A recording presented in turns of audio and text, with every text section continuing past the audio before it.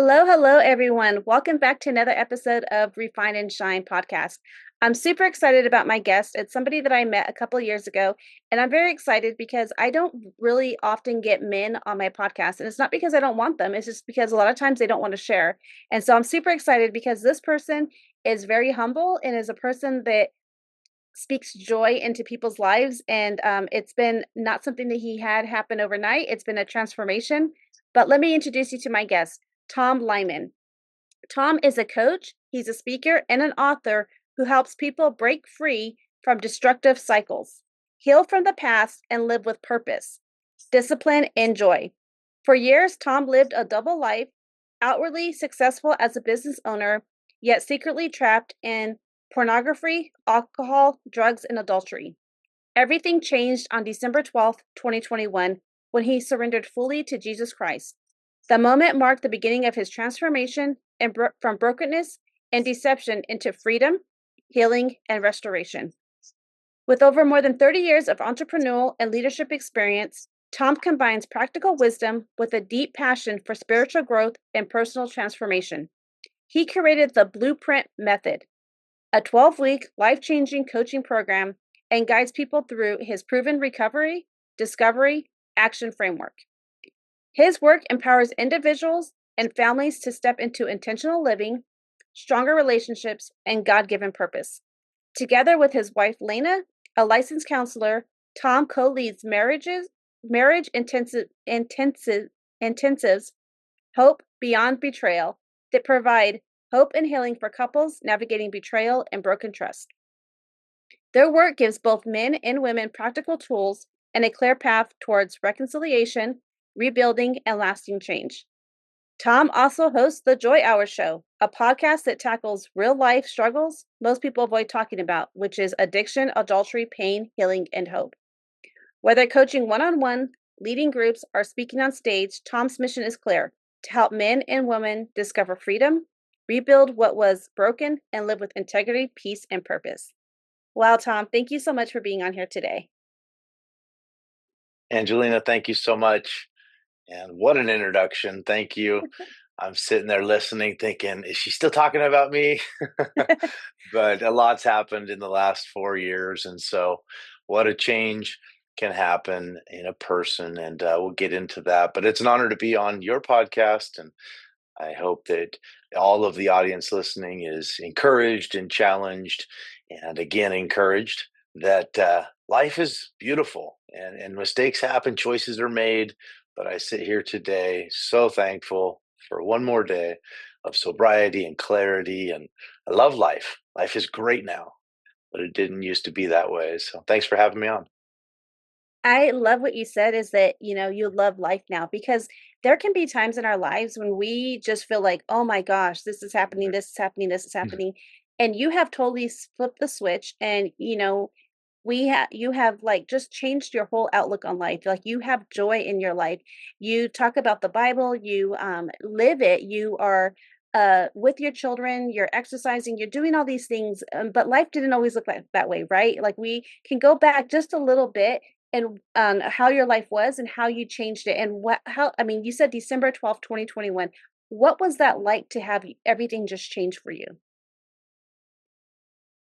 So, great question. It was gradual. I wish it was a aha one day moment of total transformation. Um, but it was a journey. I have known of God all my life. I've grown up in a great church school, great church family, and godly, great family, mom and dad, and everything. Um, but the interesting part is, I don't remember ever making it really personal and intimate with God and Tom until just a few years ago. But the breaking point as far as the um, big problems, alcohol, cocaine, um, steroids, unfaithfulness to my wife, you name it, that was about a 12-year run of my life that started small and then just kept growing. And then I stop and I start again, stop and start again.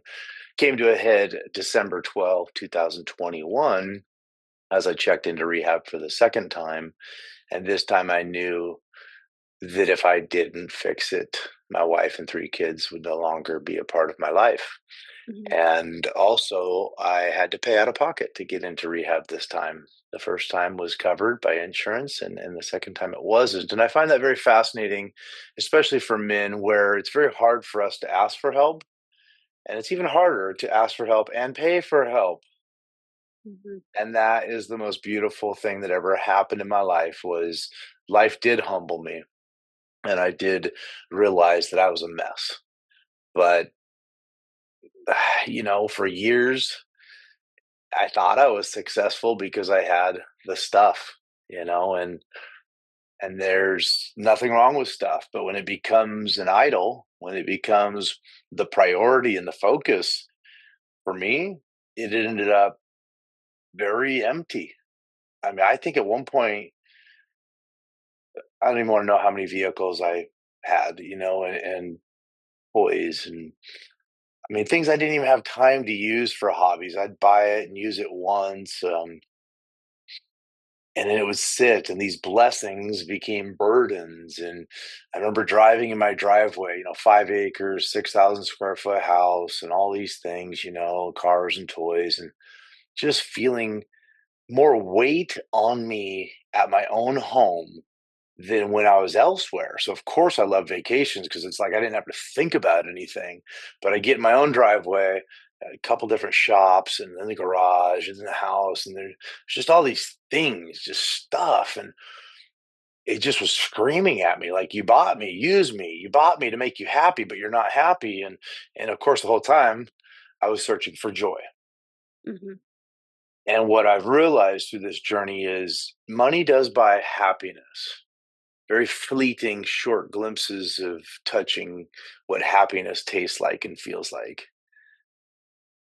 Joy, joy is way different. Joy Mhm. is free. Joy is a choice. Joy comes from God. Joy comes from a decision that we make. I've had joy now through grief. I've had joy through loss and pain and joy is a whole different ballpark. And so it was a few years ago this all happened, and I remember that epiphany, I think is the word, where I'm like, oh, I've been chasing success, but I never defined success properly. Yes. So in this process now, it's been redefining success. So as I coach men, that's one of my first questions when I work with them is for them to write down on a piece of paper what their definition of success is. And I'll tell you, I talk and meet and listen to a lot of men every week.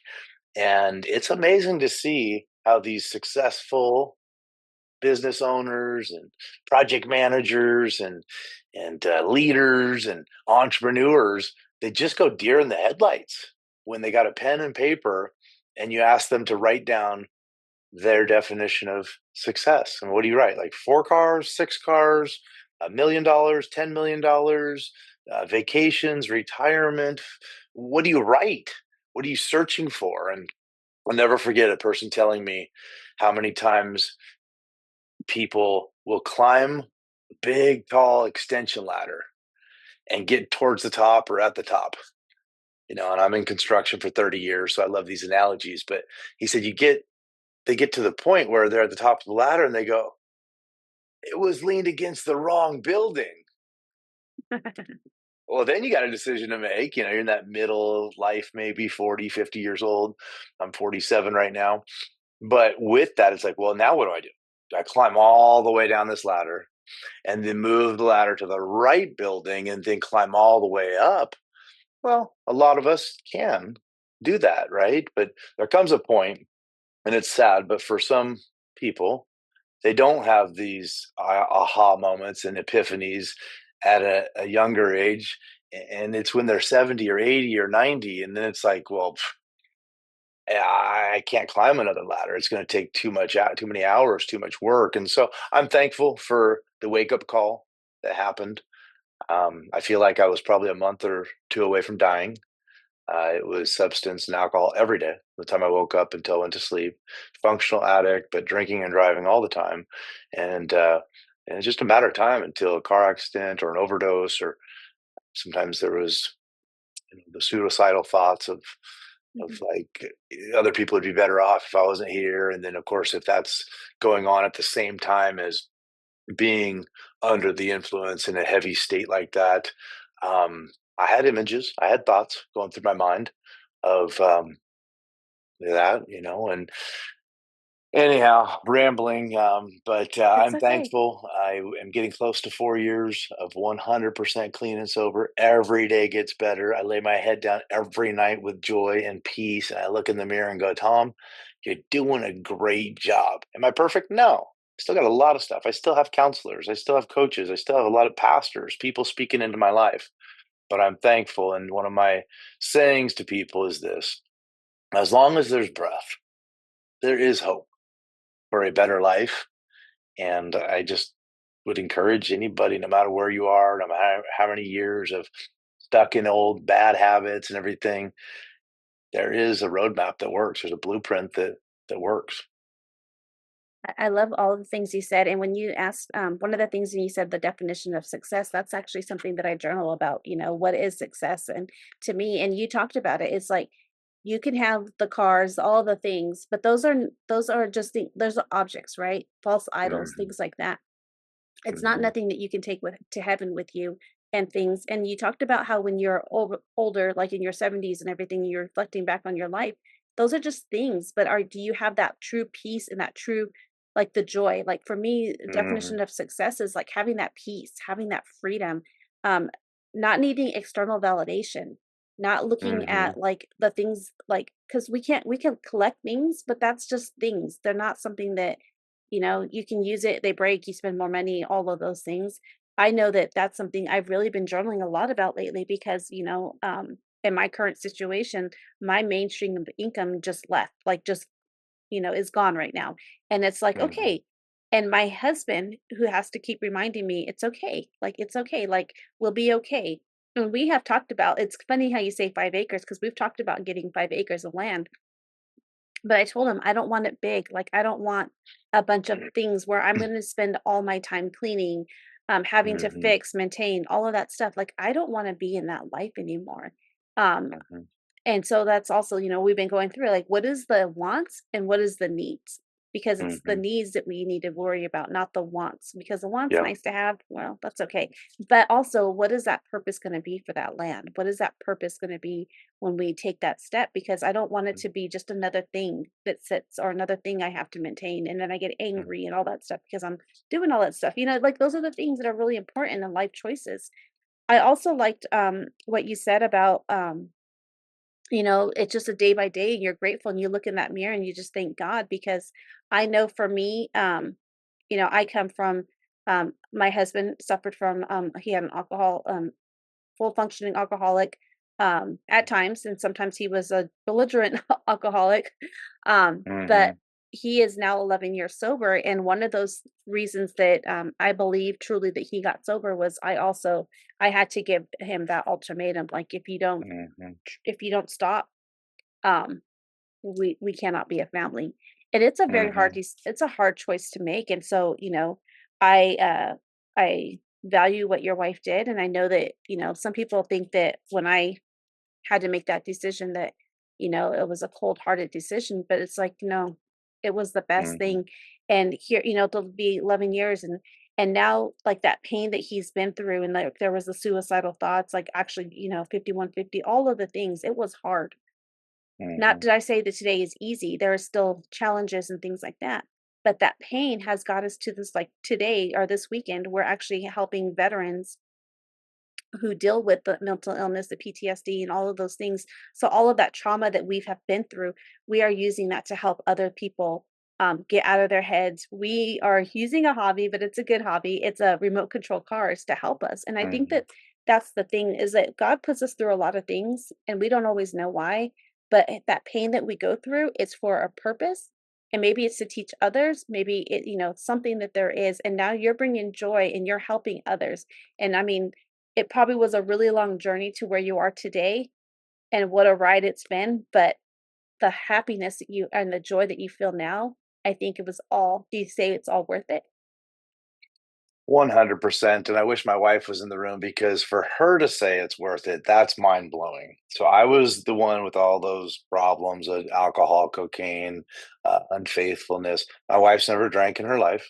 She's never been unfaithful in her life. We've been married 22 years. And she looked at me a couple years ago and she said, I wouldn't trade anything we've been through and do it any different.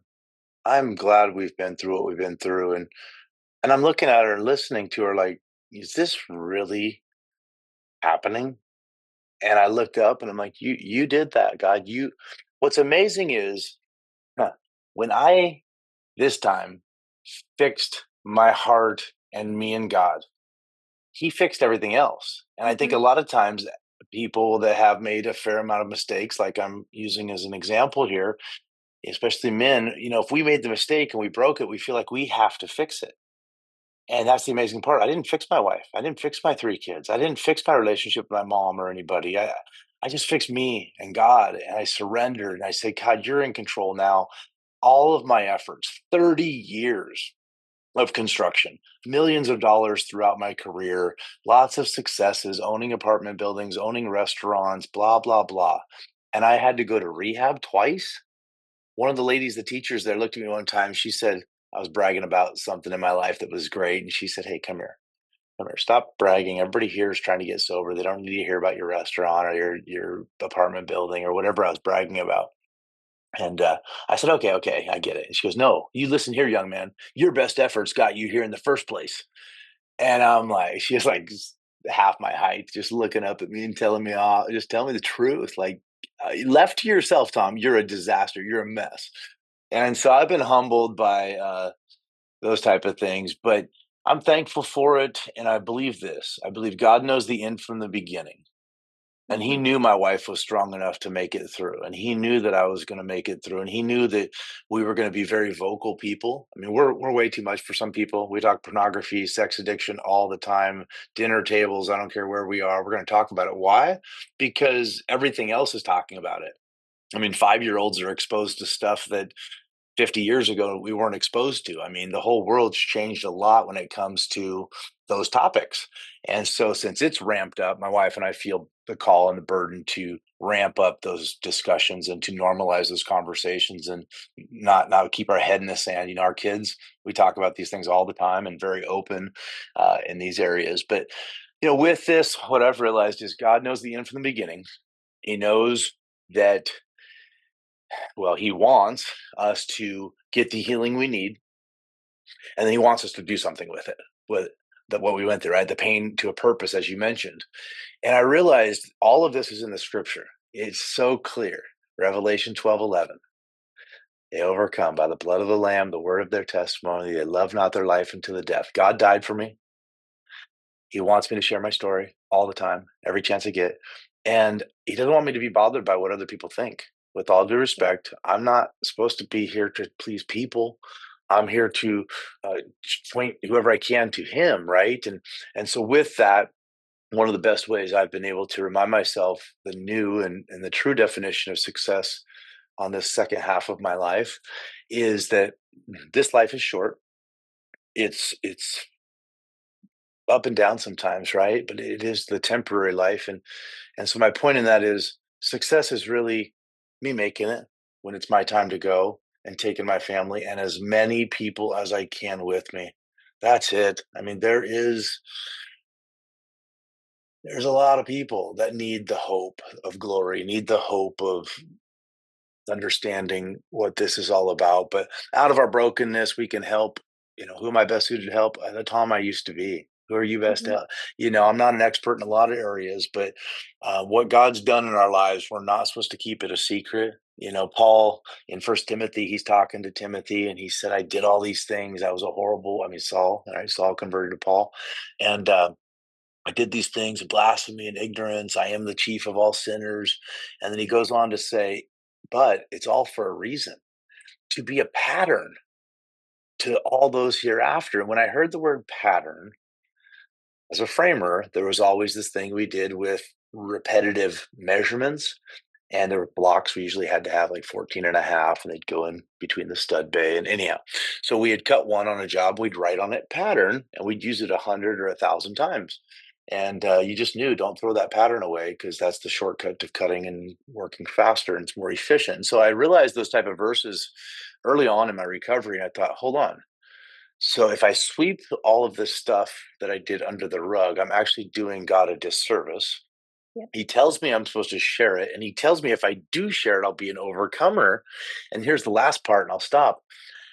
Had my wife and I not started feeling this burden 3.5 years ago to be vocal, had she not started to write her book, and she's getting close to being done with it, had I not started the podcast, we wouldn't have been asked to move across the country and been hired to do it more. Just recently we moved to Texas here, and that's why is we got hired to basically continue to share more on another level. And it's just amazing. And so many people, I think, they struggle and they relapse on their struggles because they don't do anything with it. It's like God helps them and they're thankful, and a year later they're like, ah, and they fall back into it because it's like they didn't take anything and do anything with it. And what I know from being around a lot of nonprofits, all of the founders that I've ever met that have a nonprofit, they started it out of pain. They lost Mhm. somebody to cancer, like I did my dad. They lost somebody to addiction. They lost somebody to something, and so they start this cancer awareness or this addiction awareness, and now they're running marathons and raising millions of dollars for this cause. But it's out of pain they turned it into purpose. But in the Christian world, I think a lot of times what happens, we have pain, God helps us, and we go, Yeah. oh yeah, God's good. Life's great. Prosperity doctrine, blah, blah, blah, blah. And it's like, what about all the broken, hurting people that want to look at you and go, can he heal my marriage? Can you tell Mhm. me a story about him healing your marriage again, Tom? Because my marriage is a disaster. Can he heal my son of addiction? Because my son's got an addiction problem and I don't know if there's any hope. He's been to rehab 15 times. And so when we look at those people out of sincerity and we say, hey, take a breath. That's a miracle right there. Every breath we take is a miracle. Every day is a miracle. And if God can do that in our lives, he can heal your son. He can heal your marriage. Let me tell you a story about how he healed my life. So, with all that, it's amazing how powerful it is to share our stories and to not make it about us. And, oh, I did this. I didn't fix myself. I just listened to God and took step by step by step rehab and counseling and a lot of church, a lot of Bible, a lot of journaling, a lot of accountability, a lot of non negotiables. And so, yeah, I'm thankful. My wife is very thankful. And, we're just putting it into use as scripture tells us to. I love what you said about, we have to go through these things. And if you hadn't talked about it, like I thought about, like it kind of flashed back, like if you hadn't talked about it, we would have not met. Right. Right. And Yeah. that, and you also talked about like the nonprofits, like this event that we're helping with right now, like this nonprofit that we help with, it's because veterans, 22 Hmm. veterans are, on Going to average, death. 22 veterans commit Hmm. suicide a day. And because of that pain, the founder started this nonprofit. And because my husband needed an outlet, was his outlet was the RC cars. He couldn't be a mechanic anymore, because of his, things, his mental health. And so he would tinker on RC cars. And because he found a YouTube video or a YouTube chat, a live that met this other person, like it's all of these connections. Hmm. And it's like finding those things is why. And if we had just kept in silence, when we keep in silence or we keep things, that's when the demons come in. Yeah. That is actually doing a disservice. And like you said earlier too, I think that, and that was one of the reasons I didn't want to start a podcast because I didn't want people to judge me. Like, who is she to speak? She went to speech therapy. She had all these, who is she? But then I was like, why am I letting other people judge me? Other people who are not underneath the roof of my house, Hmm. to judge me. And it doesn't even matter the people within my house who, or if they're judging me or not. God Right. gave us these gifts, and if we are not using them to his ability that he gave us to use them for the good of his glory, like then we are not doing justice, in this world. And I think that that's Hmm. important. We always, and it goes back to the success again, is about like not needing external validation. Don't worry about what other people are saying. Don't worry. They're Right. going to talk about, and then half the time we think that people are talking about us, they're not even talking They're about not us. right. They're That's worried so about true. themselves. Yeah, that's so true. I'm trying to find the verse here. I wish I could quote it, but in the Bible it talks about is it better to please God or man? And so many times, I used to be, and there's times I still struggle if I'm not careful, but a chameleon trying to think, well, what do they want to hear me say? Or what are the expectations in the room? Or who's going to watch this? What are they going to think? And that restricts us so much from allowing Him, God, Mhm, to speak through us from our heart and just say, what he inspires us to say. But there's a verse in there somewhere that says, about pleasing God. Is it better to please God or man? And but that goes back to fear. And so many of these issues are from fear: fear of rejection, fear of abandonment, fear of I'm not going to be liked, fear of I'm not good enough, fear of I'm not qualified, fear of like I've always had a fear of I can't pronounce, big words. I don't have a large vocabulary, or I'm going to say a word totally incorrect, and everybody's going to say, "What'd you say? How do you pronounce that?" And there's things from my childhood that are a lot of that reason. Um, but I find in the recovery world, it's beautiful. We start to realize like every one of us, we have strengths. That's awesome, and we have some funny and different weaknesses. But when we can recognize our weaknesses and realize the whole reason we have weaknesses. And my wife's a counselor, and she's really good on talking about temperament, phlegmatic, melancholy, choleric, all that. But God put in us, in our DNA, different temperaments. And here's the reason why. In our weakness, He is strong. Also, in our weaknesses, our colleagues, the other people that are alive on the earth at the same time as us, have strengths. And He wanted that. Why? So we could be connected with each other and so we could be connected with Him. It's all about connection versus isolation. But mhm. when pride comes in, which I used to have a lot of it, I started to think I can do almost everything on my own. I'm a master of everything, right? I'm great at all these things when I was really horrible at most of them. But the enemy is always trying to isolate us spiritually, mentally, physically. These people that start doing like I did, alcohol and drugs at first, it's fun. We're together. We'll take it 10, 20 years down the road. Now we're in a apartment by ourselves or in our car by ourselves, doing whatever drug or alcohol or whatever it is. And that's always the case of it's fun for a season and then it turns into isolation.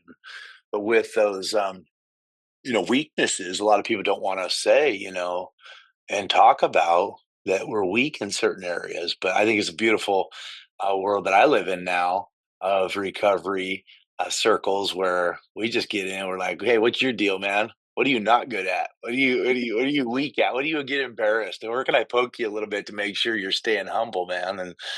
And then you build teams. The best teams are always going to be where you have, you know, say 6 or 7 people or however many, but we all have these differences, and then we create um, a company together.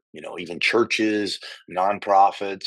That's how really teams and businesses even should get built. Is your weakness is my strength, and his is And there's a lot of them to cover depending on what you're trying to build together. But a lot of people don't like to talk about weaknesses or mistakes or failures. Oh man, I don't want to talk about any failures, but when we tap into that, that's where we become stronger together. And that's Yes. what we need more than anything is unity. And that's what the enemy's always tried to mess up in church families, uh, blood, families. There's always this, as long as there's not unity, the enemy's successful. When there's unity, we're a force to be reckoned with because we're unified, of course, for the kingdom.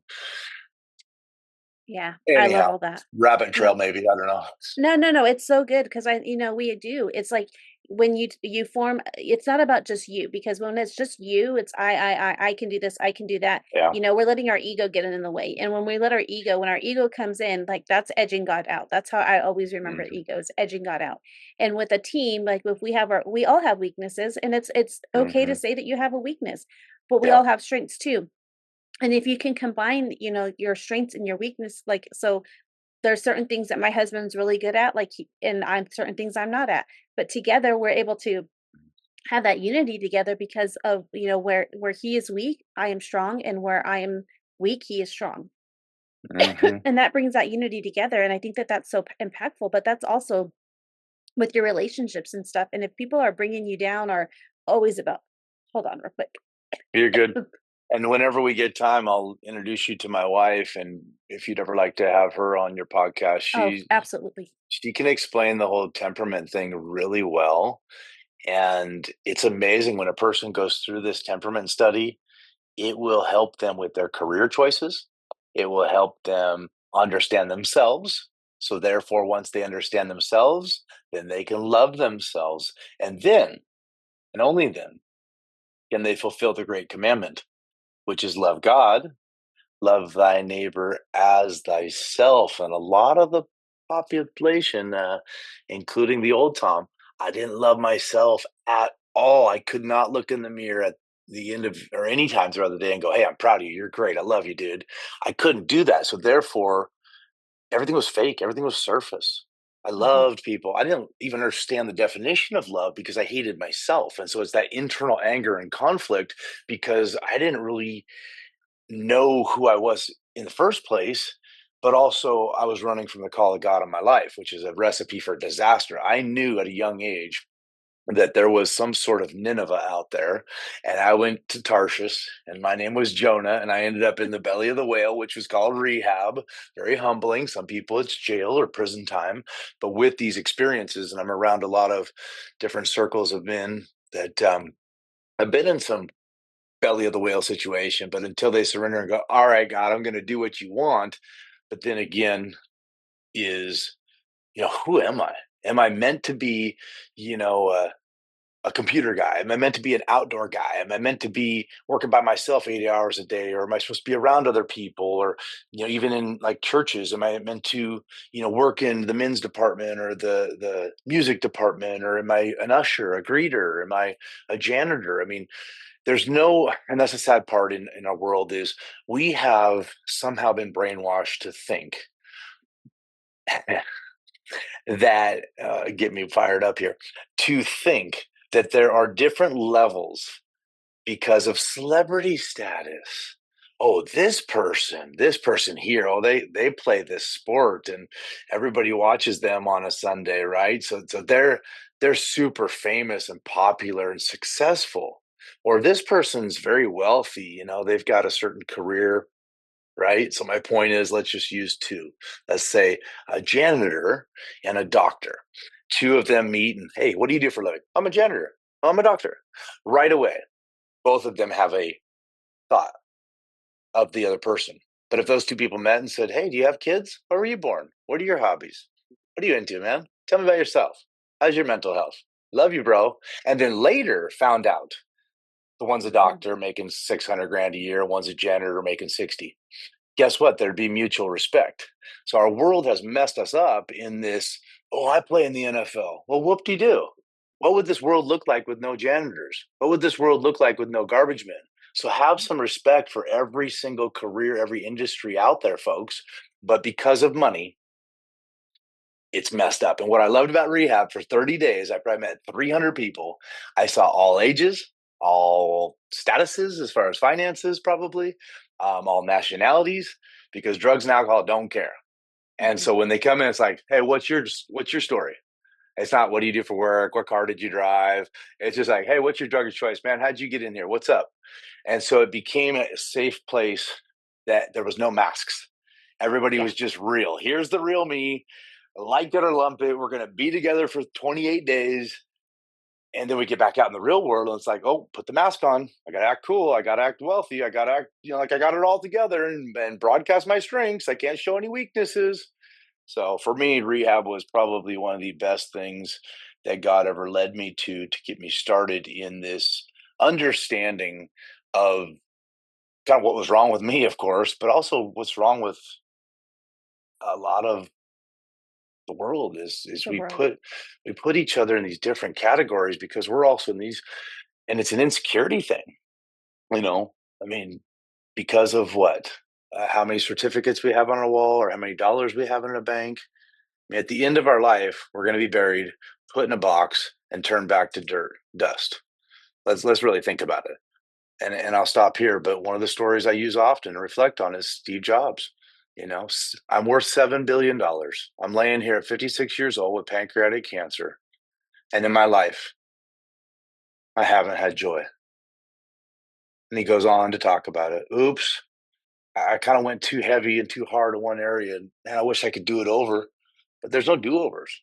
And so, Mhm. with that, I would ask, just for all of us, including myself, monthly at least, to clarify or redefine success and what I'm pursuing and why. What's the why? What am I trying to achieve?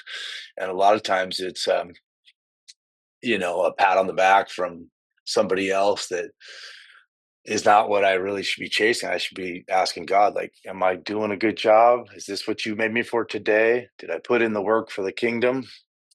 Mhm. Redefine success. Well, one of the things it's like tie ourselves into like these labels and all of these other things, and we just this external validation again. But one of the things I think is so important, I wanted to say, is that no matter whoever's listening to this, it doesn't matter if you've never been, a drinker, you're not an alcoholic, you've never been taking drugs and anything like that. We all have addictions. We could have addictions where we're a workaholic, or you also meant, the pornography, or we're spending too much time on our social media, too much Yeah. screen time, playing the video games and things like that. And I'm not saying that any of those are wrong to an extent, like I mean, the video games and Hmm. social media, because that's how we connect with people. But are you relying too much on it? Or are you relying on the wrong types of things that are feeding your brain the wrong things that you don't need to be listening to? Yeah. That's what I say is important. I know that like my son, he's a mechanic. He's a journeyman mechanic. He works about 66 hours a week. He does go at night, play a little bit on the video games, but that's how him and his Mm. friends connect. They do like these little missions. But I'm like, that's okay, like, you could be out at the bar, you're not, so I'm okay with that, but as long as you're doing what you're supposed to do. So I'm not saying that, like, I don't want people to say, "Oh, she's saying video games are wrong." I'm not saying that. I'm saying that to an extent. If it's consuming your life and you're not able to shower, you're not able to get up out of the house because you're so addicted to something, like, you gotta think about those things, and I think that that's where our mental Hmm. wellness is so important, like, what is taking you down a wrong path? But as we wrap up, because we've been talking for quite a bit, and I love it, and I would love to have your wife as well on my podcast. But Sure.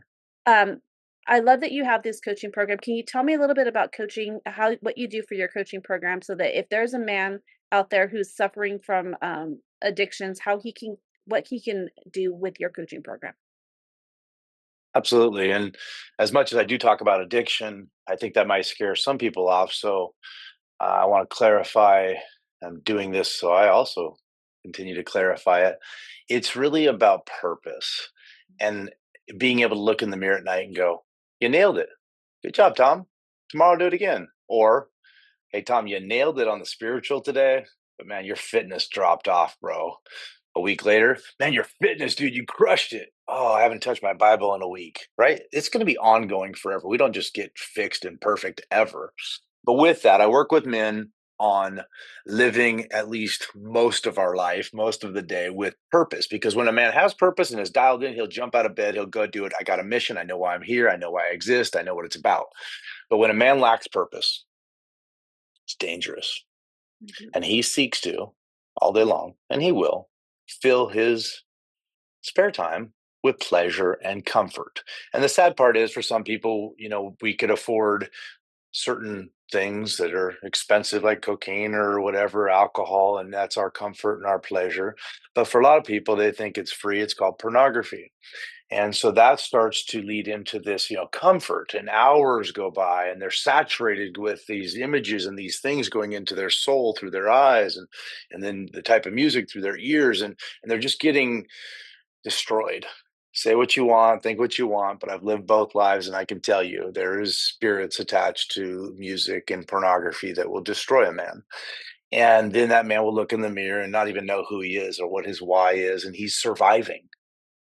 So my goal, my calling is to work with men that are sick of surviving and they want to give it a go to see if there's any hope of finding a purpose so fun and awesome that they jump out of bed and go, "I'm going to the gym with my son. Yes. And tonight I'm going to be going out with my wife to a great date, a wonderful restaurant. I'm not going to drink alcohol. I'm going to have water. I'm going to look her in the eyes, not have my phone in my lap, and we're going to have a date night. And then tomorrow I'm going to get up Sunday morning. I'm going to go to both church services because I love church. I love God. I love connecting with people. And this is what I do. Here's my schedule. If you want to find Tom, this is where you'll find him. This is what I do. Then I can look in the mirror at night and go, you're crushing it. Yes. I've done this the last couple of years, all at the same time. I've lost a lot of my financial history of the 30-year career, and it's just life. It just happens. But the money never brought me peace and joy. Never. Mhm. This lifestyle, this lifestyle is a kick in the pants, and it brings peace and joy so much. So it's really helping men get clarity and purpose and look in the mirror and go, good job, man. And when you slack off a little, you step it up and you're accountable. So I'm an accountability coach. I get on to guys pretty good, but out of love, and say, bro, I see you. I get you. I get it. And it's not, and there's no time for shame and embarrassment. The past is the past. Whatever you did last night, let's move on. Where do you want to go? And so, like Atomic Habits is a great book, that 1%. So I'm seeing these men going this way, and they're just surviving in this life, and they're 40, 50 years old, or sometimes 20 or 30 even, and they're just surviving. And they're finally going, is there more? Is there something I'm missing? What is it? How do I get over here? If I'm way over here, it seems like eating an elephant. Where do I start? So I help them start with key questions that a lot of men have never done. Journal, write down the definition of success, write down my why, write down what a perfect day looks like. I just want $1 billion, right? Because that's what the world says now is a billionaire, la, 7 figures, 8 figures, whatever. Like, why are you chasing that? What is that going to really do? Because I've been there, not billion, but I've had some good things going about 8 years ago for me. And it was very empty. Now, again, Mhm. nothing wrong with moderation in certain areas, as you mentioned, but I'll say this. I know we got to wrap up. I ask men, do they have a Bible? Yeah, I got a Bible. Well, where is it? I think it's in my car, it's in my house, or then maybe they got one Bible. I'll tell you this, if anybody leaves their phone somewhere and they walk out of the restaurant or wherever they're at the house, have you seen my phone? Have you seen my phone? So this is the most used item on the planet by all ages. We can't pick on kids. I'm talking adults. This is the most used item on the planet. And the Bible, I dare say, is probably the least used. I mean, truly used, truly highlighted, underlined. A Bible and a journal can change the trajectory of an entire family, an entire generation, the next upcoming kids and grandkids and everything else. Generational curses can be broken, all of it. But it takes men stepping up and saying, I need direction, I need help. And with that, I guide them. God fixes them, but they got to put in the work. Too many people think God, He's going to fix it all, and He's gonna just come in. God will move the mountain, not until you bring the shovel, not until you put Mhm. in work, not until you say, "I'm going to do this on Monday, Tuesday, Wednesday, Thursday." And when you start time blocking and telling yourself what you're going to do, then those good habits they take all the time out of the day, so you don't have any time for bad habits, and mainly you're living with purpose and confidence, and Yeah. so Uh, I yeah. love that. I just wanted to add too, and if somebody's listening out there and one of the hard things that they have is like finding their Bible or getting that time, well, think about what's the first thing you do in the morning. If you will go and grab that cup of coffee that you make right away, Mhm. then you put your Bible right there. You Yeah. have your Bible, which is what? Habit Mhm. stacking, which James Clearly Mhm. talks in Yep. Atomic Habits. And it's like you just got to move the things around. You can't say Yeah. that you don't have time. It's just everybody Mm. has, we all have the same 168 hours a week. Yep. And this is me and my time management coaching coming in. It's what are you valuing more Yeah. than, and what are your priorities? And so you help them Mhm. with that clarity and stuff. I Yep. love that. And I tell guys, like, if you want healing, you have to be honest with me. I'm your coach. You just hired me. And so let's start talking about this, your calendar and your checkbook. Look it over and you'll see where your priorities are. You don't have to show me, but if you want to, I can tell you where your priorities are because the phone that we're talking about, it tells you what you're looking at and for how long. Your credit card statement, it tells you where your heart is and what you're buying. Hmm. So yeah, out of love, I coach men and say, guys, I get it. We've all made a bunch of dumb choices, most of us in our 20s, 30s, 40s, but it's not too late. It's not too late. And if we fix and put in the time, and God will step in and do the rest. But last thing I'll say is I really believe in this is recovery, discovery, action equals purpose. Not this I'm in recovery, I'm an addict. No, no, no. That's nonsense.